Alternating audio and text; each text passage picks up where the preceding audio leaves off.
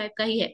वो master direction हमारा actual में जून के महीने में आया है और इसी ईयर का है, तो एक्चुअल में वो डायरेक्शन जो होगा हमारा बहुत ही इंपॉर्टेंट होगा और खास करके फाइनेंशियल मार्केट से रिलेटेड है।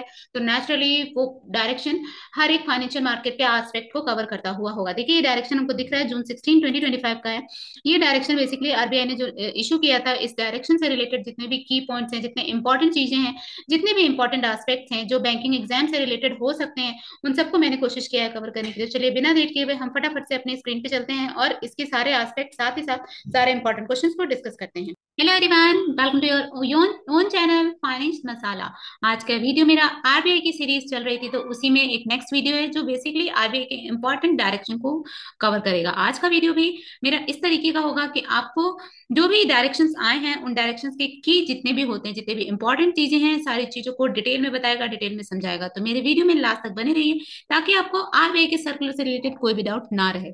चलिए वीडियो को स्टार्ट करते हैं और बिना कुछ सोचे समझे आप मेरे चैनल को जरूर सब्सक्राइब कर दीजिए ताकि आपको इस तरीके की वीडियोस मिलती रहे और हर तरीके के बैंकिंग फाइनेंशियल जितने भी एग्जाम्स में आरबीआई का सर्कुलर इंपॉर्टेंट होता है, उन सारे एग्जाम्स में आप बहुत इजीली मेरी इस छोटे से इनिशिएटिव से आप सारे एग्जाम्स के आरबीआई के सर्कुलर या डायरेक्शन से रिलेटेड क्वेश्चन को इजीली ऑप्ट कर पाए। तो चलिए बिना लेट किए हुए हम वीडियो को स्टार्ट करते हैं। ये फ्रेंड्स, ये देखिए आरबीआई की वेबसाइट है। इस वेबसाइट पे जाके जैसे ही आप नोटिफिकेशन पे क्लिक करेंगे तो नोटिफिकेशन के नीचे हमारा मास्टर डायरेक्शन आता है। मास्टर डायरेक्शन में हमने एंड से स्टार्ट किया, तो कुछ हमने 2025 के मास्टर डायरेक्शन डिस्कस कर लिए। आज जो हमारा एक अगला मास्टर डायरेक्शन होगा जिसको आज के वीडियो में हम डिस्कस करने जा रहे हैं, वो मास्टर डायरेक्शन भी हमारा 2025 का ही है। वो मास्टर डायरेक्शन हमारा एक्चुअल में जून के महीने में आया है और इसी ईयर का है, तो एक्चुअल में वो डायरेक्शन जो होगा हमारा बहुत ही इंपॉर्टेंट होगा और खास करके फाइनेंशियल मार्केट से रिलेटेड है। तो नेचुरली वो डायरेक्शन हर एक फाइनेंशियल मार्केट के एस्पेक्ट को कवर करता हुआ होगा। देखिए ये डायरेक्शन हमको दिख रहा है, जून 16 2025 का है। ये डायरेक्शन बेसिकली आरबीआई ने जो इशू किया था, इस डायरेक्शन से रिलेटेड जितने भी की पॉइंट्स हैं, जितने इंपॉर्टेंट चीजें हैं, जितने भी इंपॉर्टेंट एस्पेक्ट्स हैं जो बैंकिंग एग्जाम से रिलेटेड हो सकते हैं, उन सबको मैंने कोशिश किया है कवर करने के लिए। चलिए बिना देर किए हुए हम फटाफट से अपने स्क्रीन पे चलते हैं और इसके सारे एस्पेक्ट साथ ही साथ सारे इंपॉर्टेंट क्वेश्चंस को डिस्कस करते हैं। देखिए कुछ की एरियाज हैं। एरियाज में सबसे पहली चीज है कि फाइनेंशियल मार्केट के रेगुलेशन को कंसिडर करेगा। मतलब ये जो हमारा करंट सर्कुलर है, इसका मेन फोकस होगा फाइनेंशियल मार्केट जो है उसके रेगुलेशंस के लिए। मास्टर डायरेक्शन कब इशू हुआ था? तो मास्टर डायरेक्शन हमारा जून 26 को इशू हुआ था और इसका जो एप्लीकेशन डेट है वो भी इमीडिएट है, मतलब वो भी जून 26 का ही है। अगर हम एप्लीकेबिलिटी की बात करें तो एप्लीकेबिलिटी है ऑपरेट्स ऑल ऑपरेटर जो कि इलेक्ट्रॉनिक ट्रेडिंग प्लेटफॉर्म से जितने भी ईटीएफ्स हैं, ईटीपीज हैं, उन सब के लिए एप्लीकेबल है। अगर हम इसके की पॉइंट्स की बात करते हैं तो की पॉइंट है supersede ETP's directions of 2018 applicable to ETPs except those operated solely by scheduled commercial bank standalone primary dealers who are the solely price providers.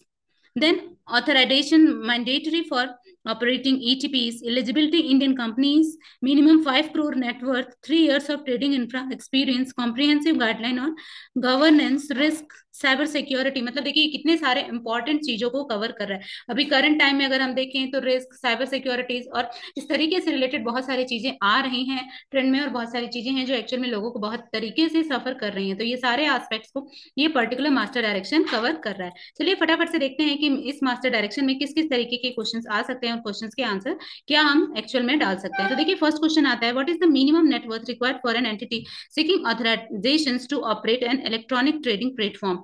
मतलब कितना मिनिमम नेटवर्थ? तो अभी अभी हमने डिस्कस किया मिनिमम नेटवर्थ कितना होगा। मिनिमम नेटवर्थ होगा 5 करोड़ का। तो देखिए हमारा ये वही सारी चीजें हैं जो मैंने सब कीवर्ड्स में डाली हुई है। तो आपको जस्ट फोकस ये करना है कि कीवर्ड्स आपको कंसिडर करते रहना है, कीवर्ड्स आपको टाइम टाइम पे देखते रहना है। जो नेक्स्ट इंपॉर्टेंट क्वेश्चन बन सकता है वो ये हो सकता है कि RBI master direction electronic trading platform 2025 become effective from, कब से इफेक्टिव होगा? तो ये सेम डेट से इफेक्टिव था, इसमें कुछ बहुत ज्यादा देखने समझने की जरूरत नहीं है। तो ये 16 जून को आया था, 16 जून से ये इफेक्टिव हो गया था। नेक्स्ट हमारा जो इंपॉर्टेंट क्वेश्चन आ सकता है उसमें वो ये होगा, which section of RBI act 1934 give RBI the power to issue direction related to electronic trading platform? कौन सा सेक्शन देता है? तो सेक्शन 45W इसके लिए भी बेसिकली हमको बेसिकली आरबीआई को राइट देता है, आरबीआई को पावर देता है। नेक्स्ट जो हमारा इंपॉर्टेंट क्वेश्चन होगा इससे रिलेटेड वो होगा, which of the following does not require RBI authorisation under the ETP direction? किसको नहीं है? तो scheduled commercial bank operating an internal code based platform, उनको ये राइट्स नहीं है, उनको ये पावर नहीं है। देन नेक्स्ट हमारा क्वेश्चन क्या बन सकता है इससे रिलेटेड? नेक्स्ट हमारा क्वेश्चन होगा, what is the minimum experience required to operate in operating trading infrastructure तो एटलीस्ट 3 इयर्स का, ये भी हमने अपने की पॉइंट्स में देखा था कि कम से कम 3 साल का मिनिमम एक्सपीरियंस चाहिए। Then ETPs are not considered stock exchange, क्यों नहीं करते हैं? They are not recognised stock exchange under the security contract act 2025, इसलिए इसको जो है कंसिडर नहीं किया जाएगा। देन नेक्स्ट क्वेश्चन हमारा इस पे क्या बन सकता है? ETPs operators are required to preserve all trading data for the minimum period of 10 years के लिए जितना भी ट्रेडिंग डेटा है उन सबको सबको रिकॉर्ड करके रखना होता है। Which of the following instruments can be traded on the RBI authorise ETPs? तो eligible instruments notified by RBI, जितने भी एलिजिबल इंस्ट्रूमेंट्स है आरबीआई ने जिसको नोटिफाई किया है, including money market and FX instruments, उन सबको ट्रेड किया जा सकता है, उन सबको इसमें कंसिडर किया जाता है। Then reporting of quarterly ETP functioning must be submitted to RBI.